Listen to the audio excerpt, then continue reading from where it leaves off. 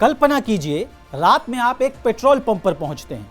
पीली सफेद रोशनी, मशीन पर भागते हुए नंबर, हाथ में नोजल पकड़े कर्मचारी, बाइक पर बैठा एक लड़का या कार की खिड़की से बाहर निकला हुआ एक हाथ, और फिर एक सीधा सा सवाल, भैया प्योर पेट्रोल मिलेगा क्या? जवाब आता है, नहीं साहब, यहां सिर्फ E20 है। आप फिर पूछते हैं, E10 है क्या? जवाब आता है, वो भी नहीं है। बस यहीं से शुरू होती है पूरी कहानी। आदाब, मेरा नाम है तारिक इमरान और आपने देखना शुरू कर दिया है इंडिया हेडलाइंस टीवी। सरकार कह रही है E20 ज्यादा साफ है, ज्यादा वैज्ञानिक है, पर्यावरण के लिए बेहतर है, और हम आप कह रहे हैं ठीक है मान लिया, लेकिन मेरी गाड़ी, मेरा माइलेज, मेरी जेब और सबसे बड़ी बात मेरी चॉइस।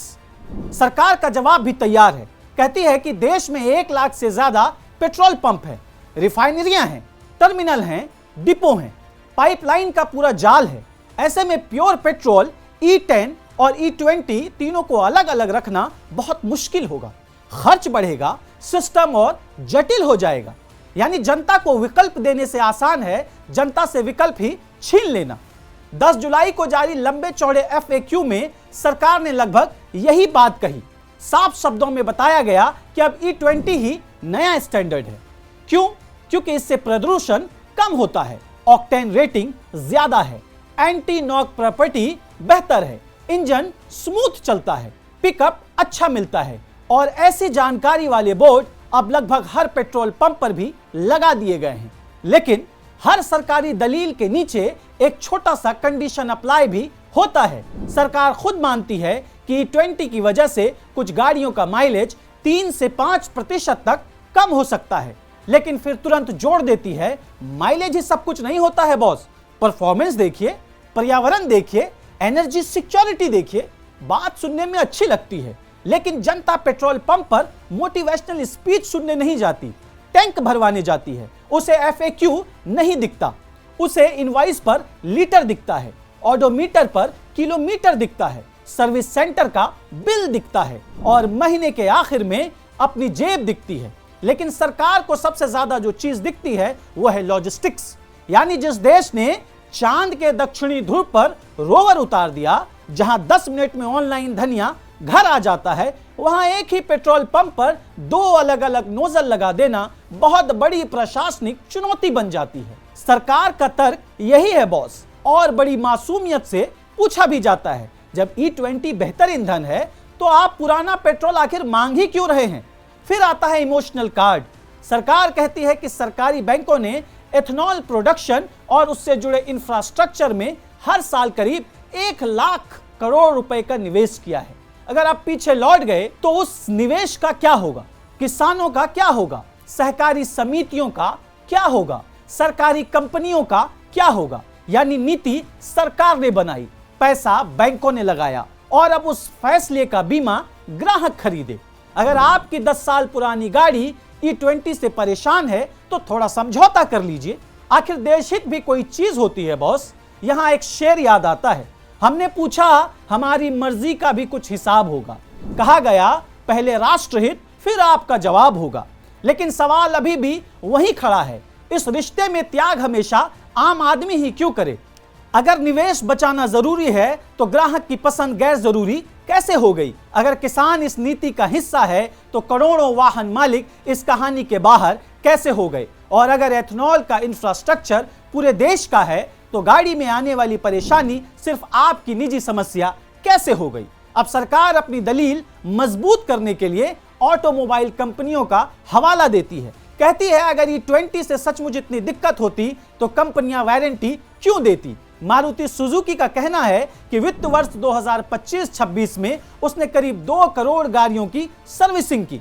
इनमें लगभग 1.5 करोड़ पुरानी गाड़ियां थी जो E20 के लिए डिजाइन नहीं हुई थी। लेकिन कंपनी का दावा है कि E20 फ्यूल की वजह से रबर पार्ट्स, फ्यूल लाइन या दूसरे पुर्जे के खराब होने की कोई बड़ी शिकायत सामने नहीं आई।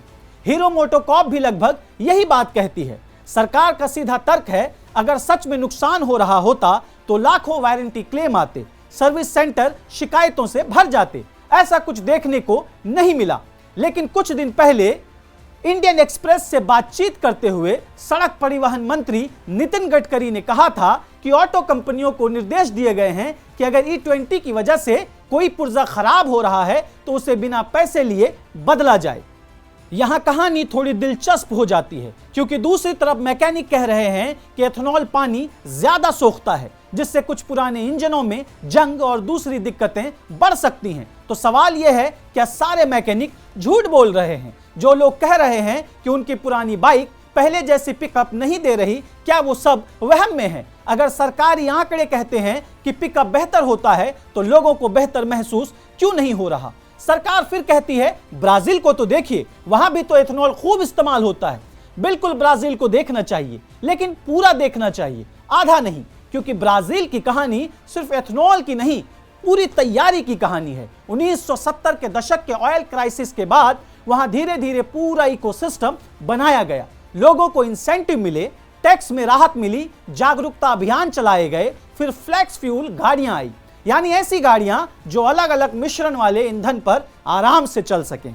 इंटरनेशनल एनर्जी एजेंसी के मुताबिक वहां ग्राहकों के पास विकल्प रखा गया।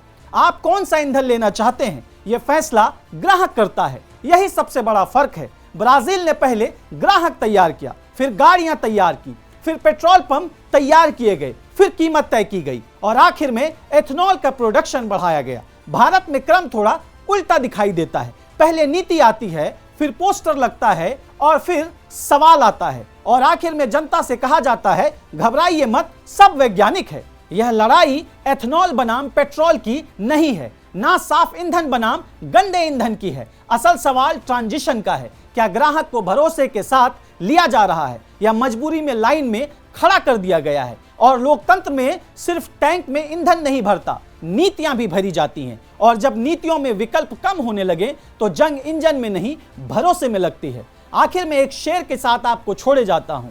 हुक्म आया कि यही रास्ता अब मंजिल कहलाएगा। हमने पूछा दूसरा रास्ता कहां गया, वो अब इतिहास कहलाएगा। तो यह सरकार का कुछ जवाब है।